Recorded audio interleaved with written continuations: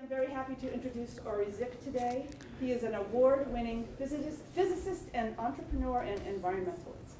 Ori Zik founded Greenometry, a nonprofit dedicated to quantifying the climate crisis. He is formerly founder and CEO of HelioFocus and CEO of Energy Points. Zik is also the founder of Greenpeace Israel, and he was the curator of Israel's National Science Museum. So please join me in a warm welcome to Ori Zik. Thank you. Thank you, Molly. Thank you, everybody. It's a real pleasure to be here. So, how many of you think that climate change is a big threat, maybe to the economy, maybe civilization itself? Please raise your hands if you think that it's a big threat. Nearly everybody. So who can estimate or calculate their carbon footprint? Who think that they can calculate their carbon footprint? You can? So can you comment on it? What's your carbon footprint? Give me a number, more or less. Say it's around 15 tons. 15 tons per Which is slightly less than the US average. per year. Per year. Anybody else can quantify or? So this is what I call our carbon illiteracy. Only one or two out of this class could estimate their carbon footprint. Everybody cares about the problem. Nobody knows the numbers. We live in a world when we try to solve our biggest problem with adjectives without real numbers. So that's what I'm going to talk about. And as Molly said, Greenometry is a non-profit. We're dedicated to bridge the gap between science and how we make decisions regarding climate change. There's a huge gap, the carbon illiteracy or carbon ignorance gap. And I'll divide my talk to three parts. I want to talk to you about our carbon illiteracy, then convince you that science can be a real standard of measurement, and then discuss how we can make progress individually to meet the Paris Accord, the Paris Agreement of reducing 40% of our impact by 2030 and 80% by 2050. A huge commitment. So can we make progress to meet this commitment? Today, cities around the world, more than 2,000 cities, signed the Paris Agreement themselves because the government doesn't do it. So can we make progress towards reducing our carbon footprint? And for that, we need metrics. So that's what we are about. So my interest in this started way back when I founded Greenpeace in Israel, but it renewed in 2011. I was the CEO of a solar energy company called HelioFocus, and we built a project in Inner Mongolia, China. Really not the conventional place to build a solar project. It's about 2 flights and 4 hours in a jeep from home. Each of these solar concentrators is a pretty impressive engineering achievement. It tracks the sun with accuracy of about 1 degree, really accurately, and concentrates sunlight into a receiver. And this receiver heats air that replaces some of the fuel in conventional power plants with solar energy. So each receiver contains about 60 tons of steel. 60 tons, a huge amount. So I found myself in China using steel to make renewable energy, and in China, the steel is made by using coal. Coal is used to heat it up, melt it, galvanize it, etc. So I started to think about clean tech like a nice restaurant where you want to ignore the dirty kitchen. What's going on? What's the coal that is firing that helps me produce solar energy? So I started to look at the numbers and then founded the Energy Points and recently founded Greenometry just to help us be more quantitative when we think about this problem. So as we move along, I'll go into more and more numbers. So if you want, stop me. I prefer that you wait to the end. But if you have some like a burning question, stop me. But something else is burning. The planet is burning. So 2016, the last 16 years were the hottest on record. It's likely that next year we will say in the presentation, the last 17 years were the hottest on record. Think about the scale of this crisis. And now, unfortunately, the federal government is taking a direction which is opposite than science. It's unthinkable. You log into the EPA's website and it's under construction when you look for climate information. It's unthinkable. Like I'm sure that you think about, but it's hugely disturbing. So this was my favorite sign from the March for Science, that you can't believe that you're marching for facts. Think about it. So what we want is to change and create quantitative thinking that allows us as individuals, and then companies, and then investors, and local policymakers make a difference.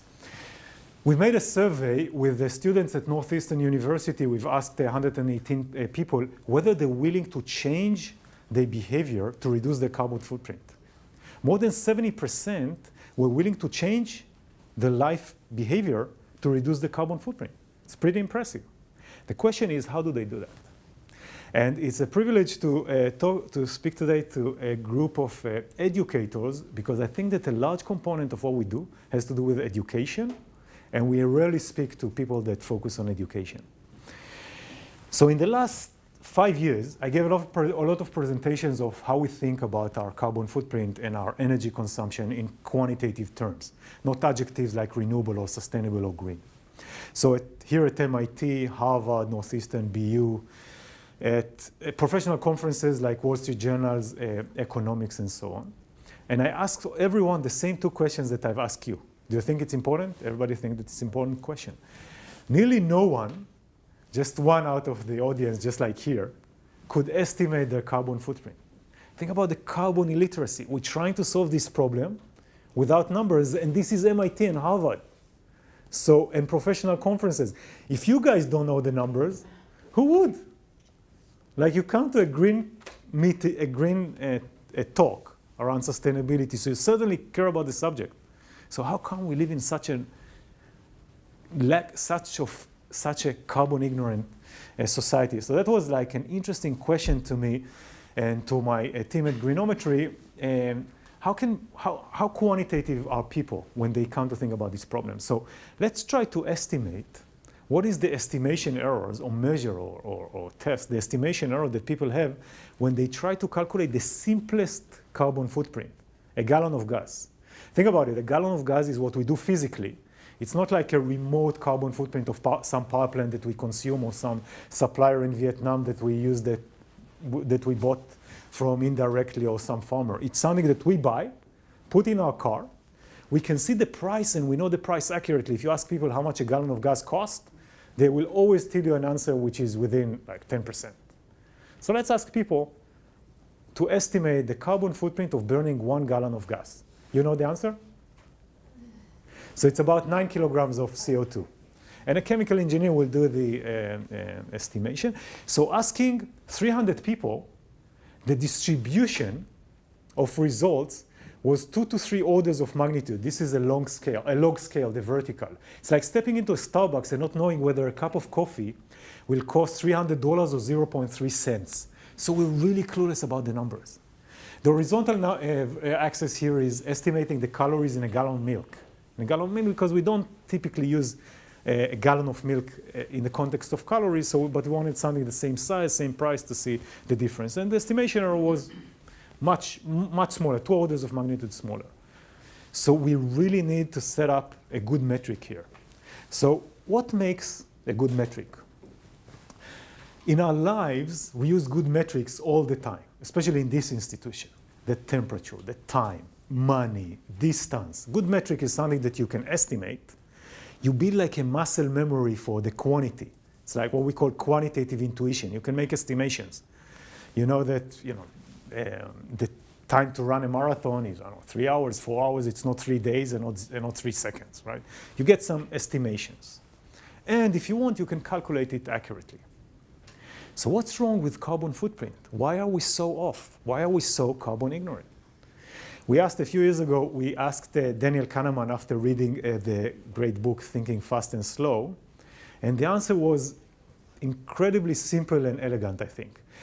If you have a signal which is consistent, namely the same answer provides the same question, and you practice it, it becomes intuitive. It doesn't matter if it's complex or not. Think about the temperature. Temperature is a very complex concept, the average Brownian motion of molecules. But we practice it, and we can estimate the temperature, and we know that how to get dressed for every given temperature. But with carbon footprint, we have a problem. First of all, it's hugely inconsistent. If I take the same data, put it into different carbon calculators, the error is about 300%. think about, how long does it take you to run a marathon? Well, 4 hours, maybe, I don't know, 12 hours, 1 hour. We need to be more accurate. We need to be more consistent. But what's more interesting is that we don't practice. And the reason we don't practice, there are a few reasons for it. First of all, we don't have a strong incentive. What is the incentive? It's a collective problem. Carbon footprint is a unique problem because whatever we emit is immediately shared with everybody else. It doesn't have an impact on us. So this collective tragedy of the common reduces the incentive. Second, and I think even more interesting, it is something that inherently we cannot measure. We have to calculate. I cannot measure my carbon footprint because most of it is indirect. Is what the power plants emitted and what's the farmer that produces my food and the truck that delivered my whatever I bought. It's indirect, so I have to calculate it. And because I have to calculate it, I have so many errors in the calculation. And because of that, it's so inconsistent. So even if I practice, it doesn't become intuitive, and I don't have a strong incentive to practice. And the numbers are also not readily accessible. So most people don't have their access to carbon footprint. So let's imagine that we want individually to meet the Paris commitment. We want to reduce our carbon footprint. What do? So we log on into a carbon calculator. So I've done that, picked up one of the best carbon calculators that are out there from Berkeley, and typed in my data. So I live in Brookline, household of 3. So if you divide by 3, we're more or less at the same carbon footprint per year, about 50 tons of CO2 per year. And you can see how it's divided. I probably have more air travel than others, less car fuel, and I'm about 30% better than my average neighbor. So that's more or less, that gives me like a rough estimation. But now I want to meet the the Paris commitment. I want to reduce 40% and then 80%. How do I do that? 80%. It's a huge commitment. So the site offers me some things that I can do, some solutions. And these are solutions that me as an individual or as a consumer can do. What my talk is actually typically directed to investors and companies. But I wanted to bring it to life as a consumer, like what we as consumers can do. But think about a company, the impact that a company can do, that can have. So I wrote down the top 10 activities that I can actually do to reduce my carbon footprint and meet the the Paris commitment. Can buy an electric vehicle, solar photovoltaic, low carbon diet. These 3 are about 70% of the impact that I can do. All the rest are much smaller: telecommute, setting up the thermostat, less air travel. I have doubts whether this on-site calculator did the numbers right, but this is what typically we would get. So I have 3 activities, and that's all I can do. No way that I can meet my 80% commitment with these 3 activities. Even on this optimistic site, it's only 13 out of the 50. 13 ton of CO2 reduction out of the 50. So what do we expect? Well, we expect a Fitbit. We would like to something cool that we can look at, give us direct indication. We immediately get feedback. I can know exactly what I've done. At the end of the day, I have the parallel of 10,000 steps will be my climate points. So how many I did this day? Maybe I need to do more saving. Maybe I need to do an offset. And I can start gamifying it, putting it on Facebook, create like an all community around. Let's try individually meet the Paris commitment and help the planet be below 2 degrees C. So I need this Fitbit.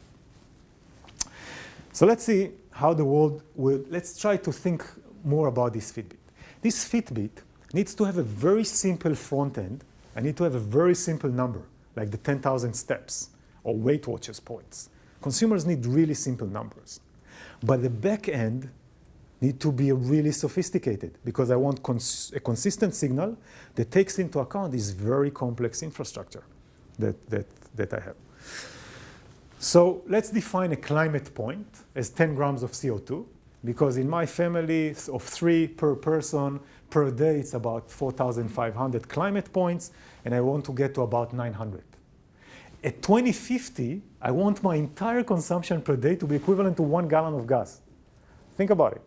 food, heating, drinking, whatever, is all 1 gallon of gas. Huge effort. All the known activities are over there, about 13 tons per family per year. And this is my roadmap. And I want to get to something which is really a consistent, simple, elegant Fitbit solution. And there are many people that developed such Fitbits, such interesting and elegant designs. This is a company in the UK that had a beautifully designed Fitbit for climate made out of recycling material. What is the problem? The problem is the data. How do I type in the data? How do I interact with the data? How do I calculate my carbon footprint? How do I go beyond those online calculators that are really, really crude? Because without it, it will be too boring. It won't be something that I can drive behavior with. If everything has the same points, and I cannot trust the points, first of all, it doesn't actually do what I want to do, which is protect the climate. And second, it's not interesting as a game, as an instrument to interact with. So the underlying problem is the back end of this device. How do I get data which is interesting and represent this very, very complex problem of carbon footprint? This is the problem. Now the solution somewhat is within the walls of this institution. The solution is science. This chart shows scientific publications that mention carbon footprint between 2006 and 2011. And it goes on. Just took it from a paper. And you see the interest and the amount of knowledge that is gathered in the academic community around this question of how do we calculate our carbon footprint. On the other hand, you see that the public interest reached a plateau. The public said, well, these numbers are meaningless. I'm not that interested. So what Greenometry would like to do, and I need a lot of help because it's like a huge mission, is to try to start bridging this gap between the science, which has all the information, and this back end that can drive consumer behavior.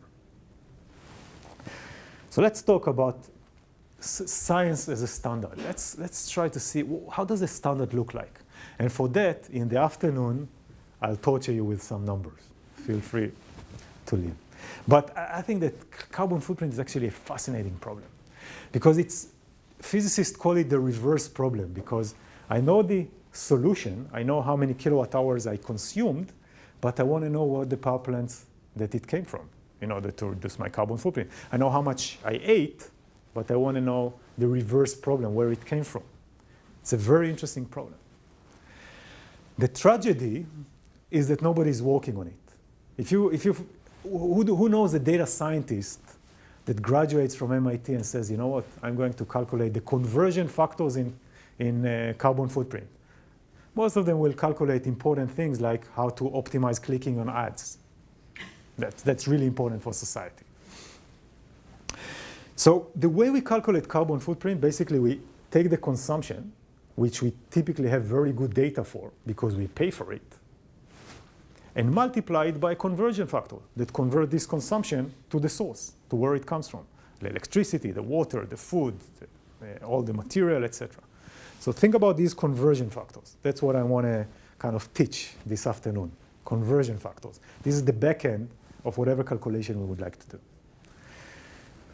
On electricity is the most known example, because if we'll talk about water, it's much more complex. But electricity is a known example. I consume electricity in the plug.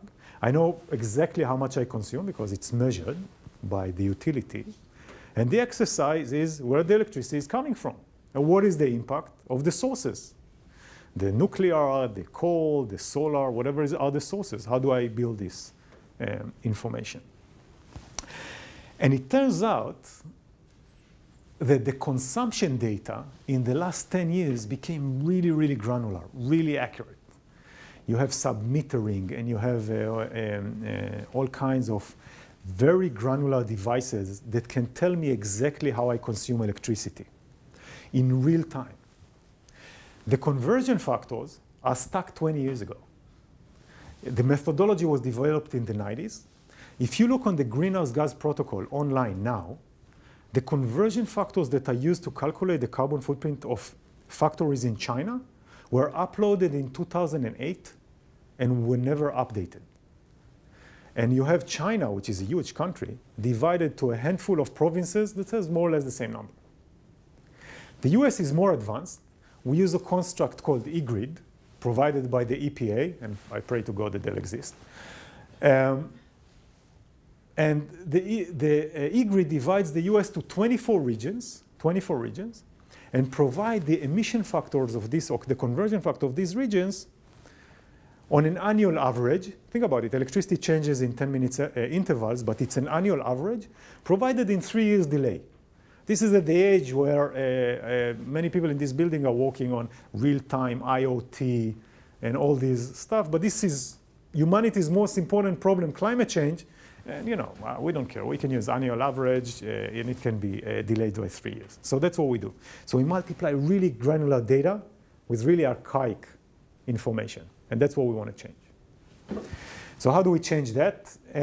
So basically, the way you calculate the carbon footprint is the emission factor is the emission factor of power plants times the mix of the power plants, sort of a weighted average. So let's think about a coal-fired power plant. Coal is not dirty. It's just dirtier than other alternatives because we have a conversion factor for coal. And actually, if we want, we can calculate, and that's the educational opportunity because there's a lot of very interesting physics and engineering that goes into it on how the electricity from a coal-fired power plant, from the primary energy, how does it reach my plug? So I have the conversion in the power plant, the heat rate of the power plant. I have the water that goes into it, whether it's a closed loop or open loop. I have the transmission losses, the distribution losses. I can measure the electricity to thermal efficiency. If I have carbon capture, I have a penalty on the electricity, but I have less carbon. So all these translate into one number, a conversion factor, that if we have this number right, we're starting to build a backend that is more dynamic and represents the reality that we wanted to represent. So at the end, coal is as dirty as the conversion factor. And if we have carbon capture or not have carbon capture, all this can be calculated. And I think what's interesting for us is to build this framework where everything is conversion factors and we get rid of adjectives. We don't need to use the word dirty. It's just high or low, and we have numbers that we can manage. Solar is even more fascinating because solar is not green, it's greener than coal. Let's say 5 to 15 times greener than coal. But the amount of things that you can calculate and are important and play a role in solar are pretty impressive in terms of the physics and educational opportunity that's going on here. This is the solar panels on the Mass Pike near Framingham. Whenever I drive there with someone, I ask them, how many homes do you think that this can power? And you would be astonished by the answers that I get. Some people say, well, this is Framingham's source. Some people are more sophisticated to say, well, we know that a 1,000 square foot home can be self-sufficient, so we can divide it portions of 1,000 square feet here and more or less estimate the number of homes. But actually, the conversion factor of solar depends on where the solar factory was located, what grid it used, what's the embodied energy, the life cycle impact of the entire manufacturing process, the carbon residue time in the atmosphere, because I produced it sometime in China, and I'm waiting for it to pay back its carbon. The albedo effect, the radiation that it radiates back versus keeping the heat on the planet, and so on and so forth.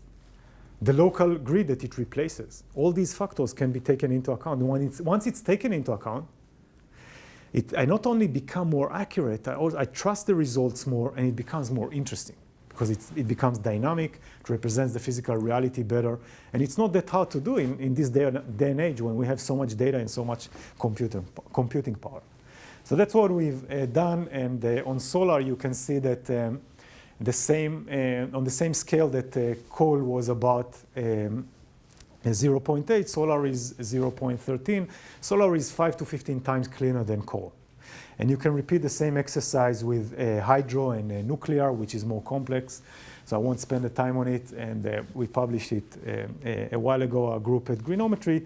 And then you can take all the power systems and rate them, just like you would rate any other system. from coal, which is the dirtier, to wind and solar, which are the cleaner. You can see here, by the way, that the only scalable solution is probably nuclear in terms of reducing my climate change. I know that it's controversial, but if you want to reduce climate change and maintain the same level of consumption without aggressively cutting consumption, probably nuclear is the best bet. But we can rate all the assets. The arrow bar represents the fact that different power plants are different. There are about 20,000 power plants in the US, and they are different. Not all of them we've measured in this way, but a nice and large portion. So now that we rated all power plant types, how do we mix them together? And again, the data exists. You can log into the New England ISO, and you can see the mix of resources that you use right now in more or less real time. What's interesting, by the way, is that New England imports and exports electricity all the time. One less unknown or not commonly known fact is that in California, where you don't have any coal assets, during the summer peak, they import coal from coal-fired power plant in Arizona. So there are a lot of imports between different utilities. So we've calculated these imports, published the paper. Everything that we do as in Greenometry, we want it to be for public access. We want everybody to be able to use the data. So we did the analysis, we published the results, and we built an open API so every programmer can use it in their in their research, developing apps, developing cool apps. And I should say that we are in a very early stage in this huge project. So we look for collaborators, we look for help, but we think that adding data to bridge the gap and create a backend that people can use, especially as they develop apps and they develop calculators, is the way to go. So basically, what I wanted to show is that we can use science as a standard because the science or these calculations are always updated. There are better methodologies, better calculations, better data analytics constructs. And we can keep updating them into conversion factors that we will all trust. Sort of like a mass collaboration of getting the best conversion factors. And then whatever is your consumption, you can use. So with this, let's see how I can use this construct to make some progress in meeting my wish to contribute myself to the Paris commitment of 40% by 2030 and 80% by 2050. So let's think about the top three examples that we had on our carbon calculator. The electric car, then solar photovoltaic, and then food. So an electric car. Electric car is like it's an IoT example, and I know that many people are fascinated about IoT, so you can directly connect the information into an electric car, which is the thing here. So if you open the dashboard in a Tesla, you see that the reading is in watt-hours per mile. So it just reads my own consumption of the Tesla. I cannot know the carbon footprint because the carbon footprint depends on where this electricity comes from. I can translate this watt-hour per mile to an MPG, because MPG is like the typical metric that drivers use, and they're familiar with, and they can compare to other cars. So if a Tesla is charged by the US grid, the MPG is a little bit more than 30. It's like an efficient internal combustion engine car. The average in Massachusetts is 56, so much better. And if I charge it from solar, it's much, much better. It's more than 180. So the Tesla depends on where and when I charge it, what electricity sources do I use. And I can obviously translate it to climate points to fit into my Fitbit and have my climate points that I want to reduce. So if I drive 12 miles per day, I have 190 climate points when I use the New England grid, and much less if I use solar. So we build a Tesla online app that you can use. You can take it from this URL, and the presentation will be available online. Play with the app, send us feedback, and if you want to develop your own apps, that's what we want to help you do. But my electric car, I can know exactly the MPG. It's very different from this crude one number that I got from the online calculator. I can drive it in real time. and know the MPG. Just like in a Prius, you can know the MPG. You can know the MPG of an electric car. And essentially, you can feed the climate points and help it meet your Paris commitment. Now, let's say that I want to install solar panels, the second recommendation. And again, the devil is in the details. Because the solar panel, if I want to measure their impact, and let's say I want to define an impact metric, it will be climate points per kilowatt hour. Like how many climate points do I save by replacing my electricity with solar per kilowatt hour, per unit? So I wanted to show you 4 cases. Let's say that I have monosilicon produced in China where the grid is relatively dirty or high intensity, a lot of coal, and I install it in California when the grid is relatively clean, and you have a duck effect that the grid is already sort of saturated with solar. Then the climate point saves are not so high, 29. The other extreme is let's take a cleaner technology from the climate perspective, cadmium telluride. Doesn't mean that it's cleaner from all environmental perspective, just I'm focusing on climate. Produced in Malaysia when the grid is relatively cleaner, and installed in Wyoming when the grid is dirty or coal intensive, so I get many more climate points per kilowatt hour. It's much more efficient.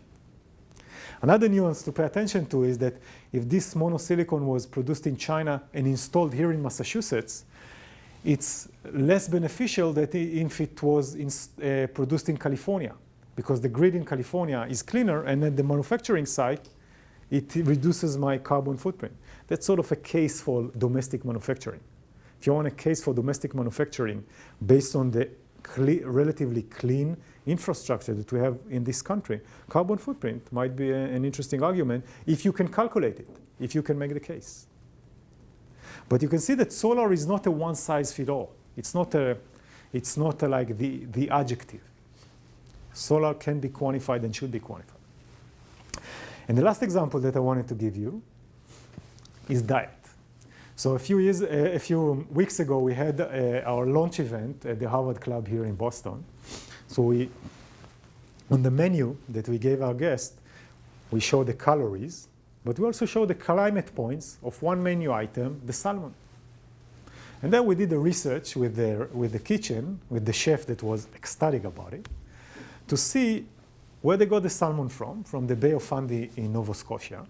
Then we calculated the carbon footprint the best we can and analyzed the distribution of possible carbon footprints because there's a huge range. For consumers, this range will not be that interesting, but for an investor, can be critically interesting because if you're an impact investor and you would like to reduce your impact, you really want to invest in the low carbon intensity projects.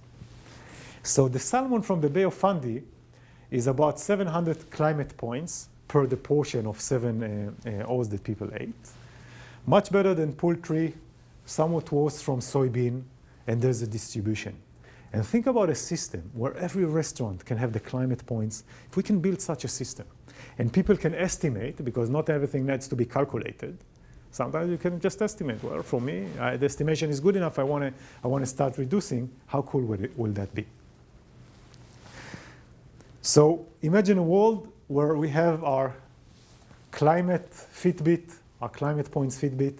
We can throughout the day measure everything that we do accurately with very accurate backend, very simple front-end climate points, post it on Facebook or do whatever we want socially to expose it and create some competition or game and reduce our footprint that way. Try to meet our carbon commitment, our Paris commitment on an individual level, because I don't think that any of us trust the federal government to do it, and it's a huge problem, huge challenge. And as I said, cities around the world, companies around the world, investors around the world try to take responsibility, and Greenometry wants to bridge the gap between the science and what they're actually doing, and to make sure that they're actually capturing the complexity of the problem and have metrics that they can understand and work with. So quantitative thinking and quantitative intuition and bridging the gap between science and what we do is what we are about.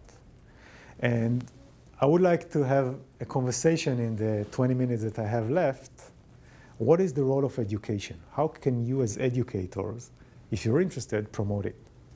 Before that, just one last slide.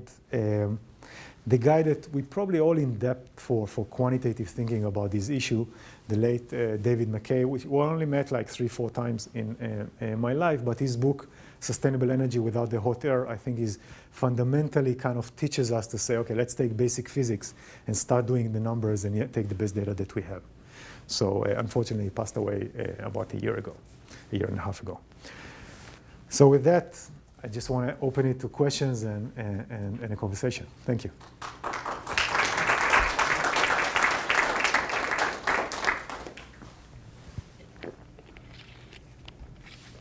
Please, Molly.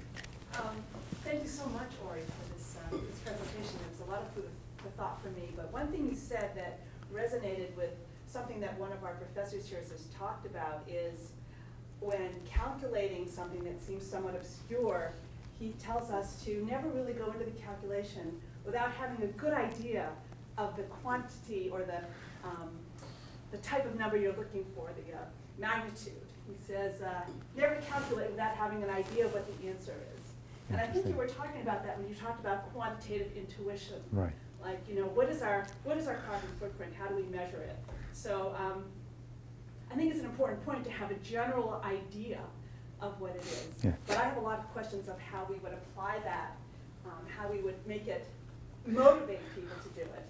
I mean, people are motivated to count their calories, right? So what motivates us as individuals to count our carbon footprint? I'm sure education has a role, but I'm not sure. Do you have any thoughts about that? So on the first point that you raised, one of my favorite quotes is that it's better to be approximately right than wrong with high precision, which I think it's from The Black Swan by Nissim Taleb, which he quotes someone else. So quantitative intuition is about that. Let's have the order of magnitude right. Let's be approximately right. It turns out that carbon footprint is so interesting that it's sometimes nearly impossible to be approximately right without having the real data.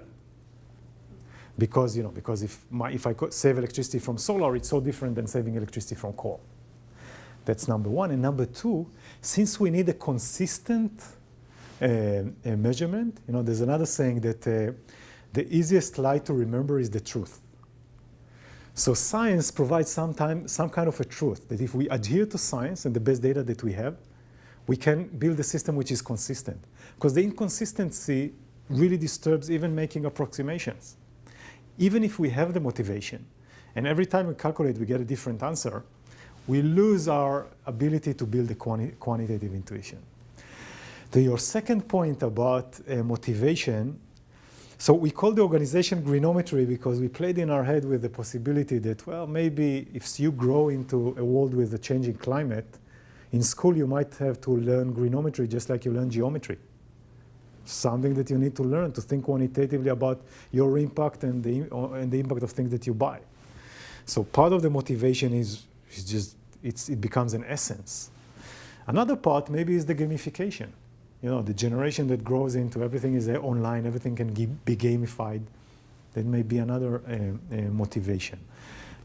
But I think the role of science here is not only to create like an ultimate accuracy, because that's not always necessary, but create consistency. Just some fundamental truth that is consistent so we can always go back to. And if someone publishes something which is better, then we can have just a better conversion factor without going into a whole lot of debates and reinventing a methodology. Please, Ajay. Great talk, thank you. By the way, Sir David, the person that Molly referred to, I think was Sanjoy Mahajan. Yes. Sanjoy is a colleague of ours who's a classmate of David McKay's and was at his funeral a couple of years ago. And he put me onto his book. But I just want to ask you, you made a comment about local production. Mm-hmm.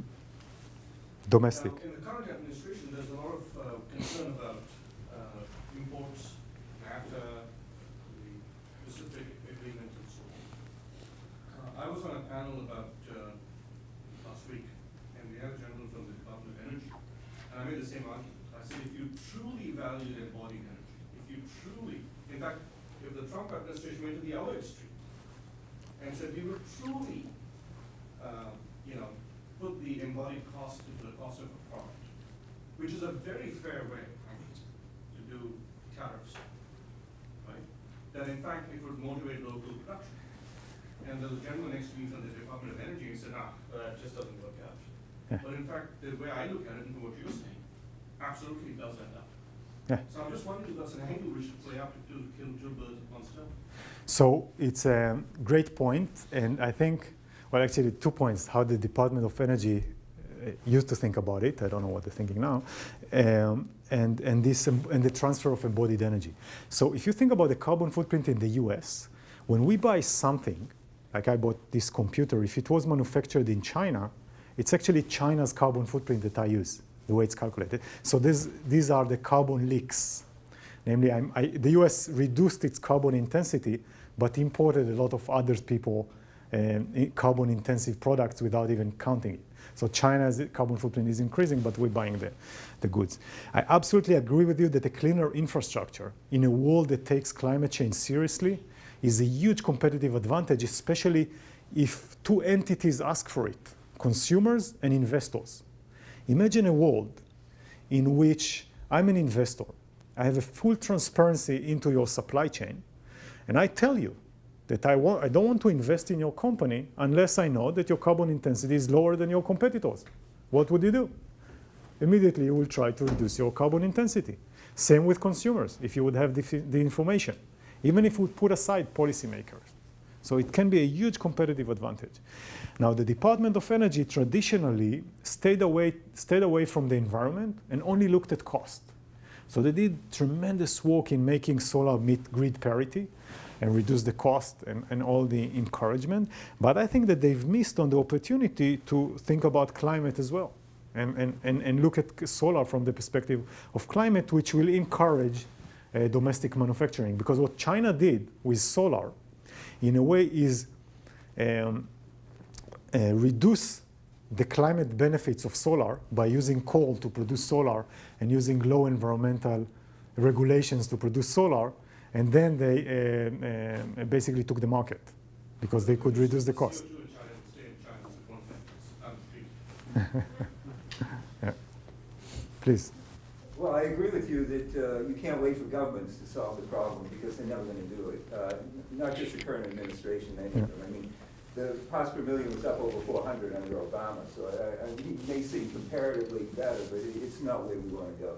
But looking at that picture reminds me, can you make comparisons between alternative lifestyles? You want to have an electric vehicle. Suppose you don't have any vehicle at all. Suppose you use a bicycle or walk or use mass transit. Can you make these kind of calculations that can allow people to make these kind of comparisons? And if you went beyond that, this would get extremely complex. Could you have personal cap and trade, where someone traded their lower carbon footprint to someone else who paid into a fund? It could even be international, where African countries, 20 people don't even produce the same amount of carbon than one American with an electric vehicle do. So I mean, there's a lot of potential here, but it gets extremely in its various permutations. I don't know how far you can carry this, but at least we can look at alternatives to just adopting different ways of doing things, rather than replacing what we're doing already with alternative types of technology. So this is a very interesting point, and I think that when you start to apply this quantitative thinking, you come to a limit where you need to make decisions which are beyond the calculation. I'll give you an example. So David McKay, in his book, calculates the carbon footprint of taking a flight. So a jumbo airplane has about 0.17 miles per gallon. If I remember correctly, 486 seats. So you can do the per seat, and it turns out to be like a Prius. Just if you do the numbers, the Prius that carries, 2-3 people. So a jumbo and a Prius are the same. But then it comes into the decision, if everybody decides not to board the plane, so will the airline go bankrupt? Will it impact the infrastructure? So there's a lot of other questions that play a role beyond our individual decisions if this is done in masses. Even before going into the cap and trade question, which is a fascinating question, but I don't know how to address it. But from the perspective of doing the calculation, I think that at some point you get to the limit that you say, there's some judgment calls here that are not embedded in the numbers. Like the other quote is that not everything that counts can be counted. But this initial quantitative intuition is really important, having a backend that allows you to make decisions that add up, I think is really important. But then public transportation versus private transportation, shared economy, all these things, there are a lot of models out, but we, for example, didn't take any of these models into our analytics yet because of those complications. Please. Okay, so you ask about education, right? What can, Yeah. you know, how should education come in? Well, I think there's a problem between science and education because I do think science has a huge inclusion problem, right? That, you know, little kids are all asking why, and by the time they get to be, and this is Gina McCarthy, right, who was the head of the EPA, by the time they're, you know, senior and standing up, addressing a crowd, saying, well, I'm not a scientist. See, what we have to do is we have to preserve science in our, you know, the whole population. This is so true. Because, you know, and when you have 3 different figures that come out, people are used to that. I mean, I am so used to reading every day in my newspaper a different answer to, you know, what's gonna make me thin, right? You know, it's like people get, first of all, they don't own it. Secondly, they get very confused. Thirdly, they feel very discouraged along the way. So if you want this to really belong to everybody, which I think it does, because I believe the planet belongs to everybody, then we need to really get serious about making education in science belong to everybody. And you know, no more than, I mean, here, right, we're talking about the future of our planet. I couldn't agree more. Like, if you think about, yeah, I mean, I couldn't, there's no way I couldn't agree more. What you said is so true. Like, you know, most talented people that I know study financial analysis before they will study, you know, thermodynamics. That's part of the society that we live in. Yeah, and I think it's a pity because there's a lot of things that needs to be done just by looking at basic science, and I think that the role of science education is huge here, and quantitative thinking. I mean, you said it so right. No comment except, you know, hoping that quantitative thinking about our impact will enter society, because when you read in the newspaper about carbon footprint, you read about people that recommend not sending email because of the carbon footprint, because someone did an analysis and said, well, it's 0.0 something, and people don't even look at the numbers, don't even look at the quantities. They're like blank over the numbers and look for the story. And I think if we could go to the fundamentals and teach people, you know, think about those things seriously and make a living out of it, I think it's huge. I mean, that's my hope. This is why I think what David McKay did is so incredible, because he popularized very simple physics concept with data that is available to everybody and allows us to start thinking about these things. Please. So following up on education, I certainly don't know numbers related to my carbon footprint, but I have a really strong intuition that biking is better than riding in a car or driving a car, and similar things Absolutely. around eating vegetables versus meat. And that was enough, just the intuitions, and make me make changes. And I mean, partly because I'm already far along, I wouldn't be interested in knowing my personal carbon footprint for the same reason that I have a brokerage account, and I honestly have no idea what percentage of stocks and bonds I have or anything about it. And that's related to my direct survival of how much money I'll have in 50 years. So is carbon or climate change, but I've accepted the disconnect in those thick forms of accounting that I'm much more interested in generalizations for something. So, but I love this talk, and these numbers are so important. But I almost feel like they're what can educate like larger systems, that they can educate a town on where they can make their decisions to invest in appropriate energy sources, or that it would inform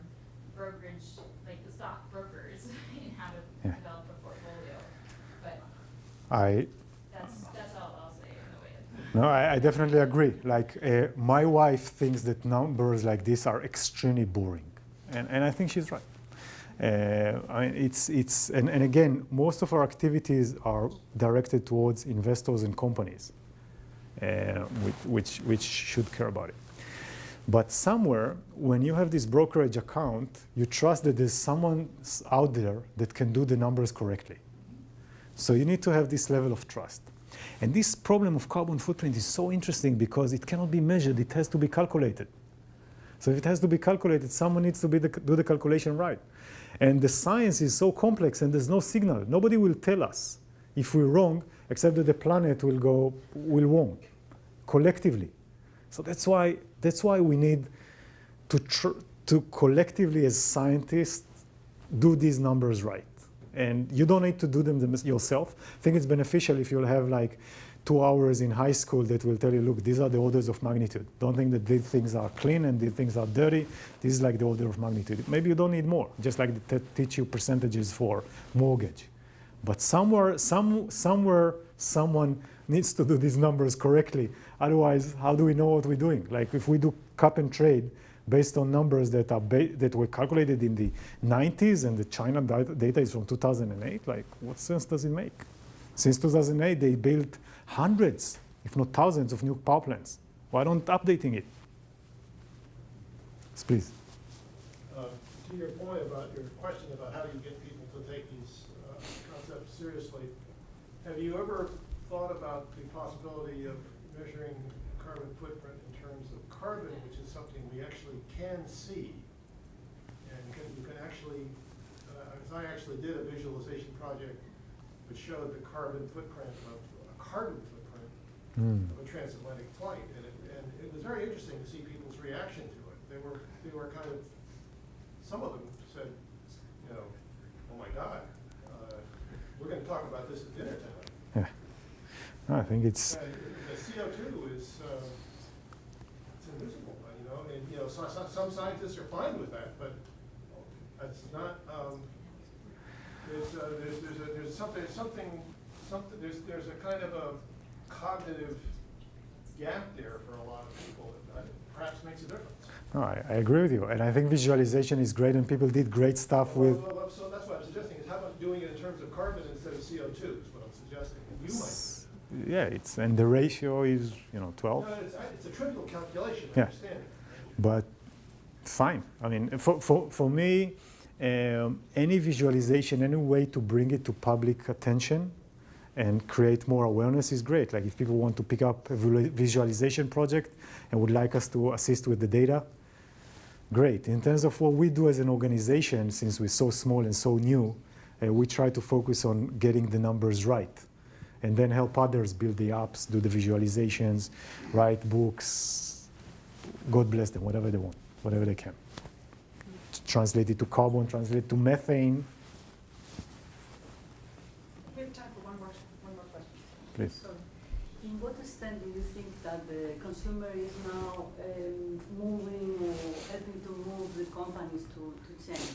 For example, 1 month ago, I heard a company in Spain use transport company that Amazon use for put your the parcels in your home. They are trying to reduce the carbon footprint, but I'm not sure that the consumer is asking for that. I'm not sure either. I mean, there are polls that say, like Nielsen came out with a poll that says that 73% of the millennials will choose more sustainable companies if the price will be equivalent and if they'll trust the data. So, that's an impressive data point based on a poll. But whether we see it in the actual stock price or values of companies, I'm not sure. There's a lot of claims that sustainable companies with better sustainability practice, have better financial performance. But it's hard to know whether it's a causality or correlation. Maybe it's just better performing on various aspects, including sustainability. I think that there's a knowledge gap and trust gap when it comes to consumers. If you would trust that company X is better than company Y, and the cost and performance will be the same, maybe you will buy company X. But how would you know? Just by reading sustainability report or their advertisement doesn't tell you a lot. Well, we have run out of time, but thank you so Okay, much. thank you. This was great. Thank you.